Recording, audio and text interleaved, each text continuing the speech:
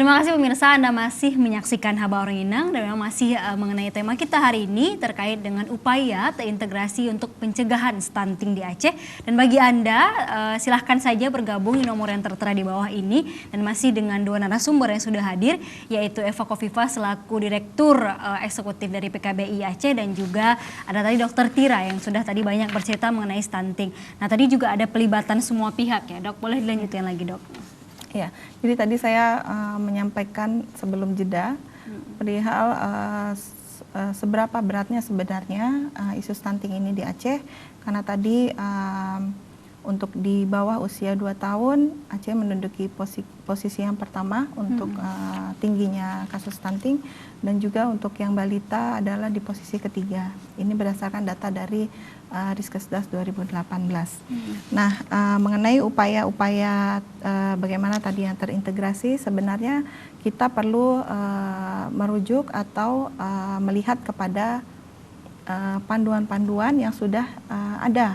Jadi dari pemerintah kita sendiri sebenarnya sudah ada diluncurkan oleh Kementerian Bappenas bahwa upaya terintegrasi untuk penanganan stunting ini sangat diperlukan. Tadi mulai dari mengatasi penyebab utama yang langsung berkaitan atau mengatasi juga penyebab-penyebab yang tidak langsungnya dari sektor kesehatan. Kemudian juga ada sektor non kesehatan tadi, misalnya ada dari segi sanitasi, pelibatan tokoh agama, tokoh adat, kemudian sarana prasarana air bersih dan jamban misalnya, kemudian ketahanan pangan dan lain-lain. Nah, untuk sektor kesehatan sendiri sebenarnya kontribusinya kepada stunting itu hanya 30%, sehingga bagaimana yang 70% yang non kesehatan ini bisa berkontribusi lebih banyak dan lebih aktif.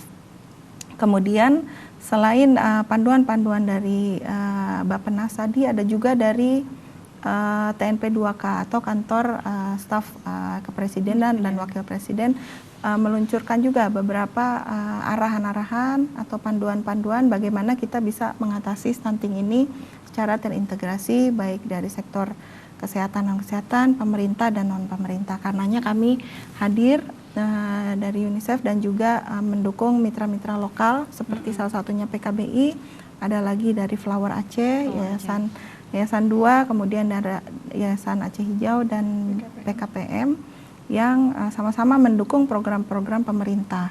Kami membantu untuk pelaksanaannya di beberapa kabupaten, juga di tingkat provinsi. Ini kita berharap ke depan ada langsung ya Kak pemerintahnya di sini ya, jadi kita bisa tanya langsung mengenai. Selain itu sebenarnya pemerintah Aceh sendiri sudah sangat responsif, mengetahui bahwa tadi tingkat kegawatan atau kegentingan dari stunting ini cukup tinggi di Aceh.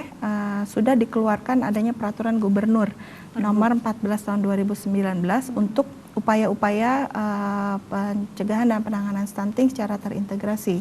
Jadi sudah semua sektor itu sudah terlibat sebenarnya dalam bagaimana kita merencanakan upaya-upaya pencegahan dan pemberantasan atau penanganan stunting ini. Namun tinggal kita tindak lanjuti dengan aksinya. Jadi aksinya langsung di lapangannya seperti apa, itu yang perlu juga nanti pelibatan lintas sektor. Selain itu juga pemerintah Aceh sudah launching aksi untuk penanggulangan stunting ini, yaitu aksi genting. Itu langsung di launching oleh Bapak PLT dengan Ibu yang selama ini juga sudah sangat concern sekali dengan upaya-upaya pencegahan stunting. Nah, tinggal sebenarnya dari kita sendiri sebagai masyarakat yang turut berperan aktif. Jangan kita hanya menunggu langkah-langkah pemerintah, namun bagaimana kita sebagai anggota masyarakat juga melakukan upaya-upaya pencegahan itu. Baik tadi melalui perawatan dan pembinaan ibu hamil, anak balita dan anak usia sekolah, anak remaja dan lain-lain. Tapi juga bagaimana mengikuti program-program yang sudah disediakan oleh pemerintah. Misalnya tadi imunisasi, program imunisasi itu adalah program yang disediakan oleh pemerintah untuk kebaikan kita bersama. Supaya masyarakat bisa mengikuti dan mengambil manfaat dari program-program itu. Gitu. Kak Eva, ini untuk sosialisasi Kak, ini bagaimana kemudian menyadarkan masyarakat, misalkan ada beberapa kelompok, misalkan contoh saja kita ambil misalnya imunisasi. Ini bagaimana kemudian penyadaran ke masyarakat, mungkin bagi beberapa masyarakat yang menganggap, nggak usah lah imunisasi misalkan seperti itu, ada yang masih beranggapan. Itu seperti apa Kak PKBI sendiri? Ini menarik ya, ketika kita ngomongin Gampung ya. Gampung ini kan yang punya masyarakat ya, artinya apalagi sekarang sudah ada dana desa. Tadi Kak Eva terinspirasi dari pernyataan Dr. Tira bahwa ya memang corong perubahan itu harus kita mulai dari Gampung, ya kan?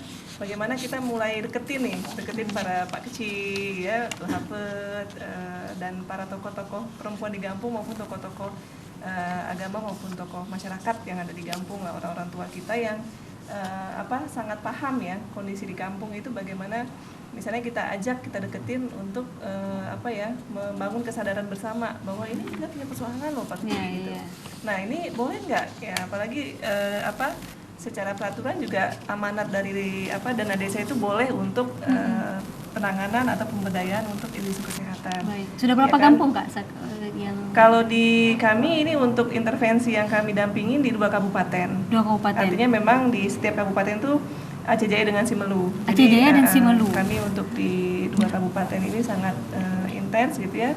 Proses pemilihan Kak, kenapa kemudian Aceh Jaya dan Simelu? Karena kabupaten ini juga angka stuntingnya tinggi. Pertama, Simelu menduduki yang kedua iya, untuk setelah Subuh Salam. Setelah Subuh Salam. Setelah Subuh Salam. Lalu juga kenapa kita dampingi juga ada komitmen ya, ada komitmen dari pemerintah daerah setempat untuk bersama-sama lah, ayo kita ini yuk gitu. Karena memang daerah kami ini ada memang banyak kasus, ayo kita bersama-sama untuk menanggulangi maupun mengentaskannya gitu. Karena kan nggak mungkin kita jalan sendiri juga gitu, artinya memang harus tadi berkolaborasi dengan multi pihak. Nah itu juga yang ini kita sudah harus mulai tadi, saya balik ke Gampung ya, artinya memang pemanfaatan dana desa ini harus benar-benar dikuatkan nih. Baik, khususnya untuk kesehatan ya, karena tadi angkanya mengkhawatirkan. Iya gitu, dan soal imunisasi misalnya juga tadi harus juga kita edukasi lah masyarakat di Gampung itu dengan misalnya dana desa itu kita undang misalnya nakes kita atau dokter kita di daerah kerja puskesmas tersebut untuk memberikan edukasi ke terutama misalnya ke orang tua, laki-laki terutama bapak atau suami gitu ya, kakek misalnya gitu ya, kalaupun tidak di posyandu bisa kita ke kedai kopi yuk gitu misalnya ya, karena kan memang lebih enak ya, mungkin lebih nyaman ya, informal tuh mungkin lebih mudah gitu masuk, karena kan juga imunisasi tadi itu banyak penolakan memang ya, kita akui bahwa ini masih menjadi PR juga untuk daerah kita gitu ya, karena debatable halal haramnya itu juga masih sangat kental panjang ya, sangat kental gitu, dan walaupun MPU Aceh maupun di kabupaten, MPU seluruh kabupaten juga sudah memiliki fatwa ya gitu. Artinya ini sebenarnya adalah ikhtiar untuk menjaga kesehatan ya kan. Karena kan semangat dalam agama kita itu mencegah lebih baik daripada mengobati. Nah, inilah imunisasi inilah salah satu ikhtiar kita. Dan apalagi soal tadi mungkin ada yang kelewatan sedikit, intervensi spesifik ya Kak ya, yang 30% spesifik ya Kak? Spesifik. Itu juga harus misalnya melindungi ibu hamil dari malaria.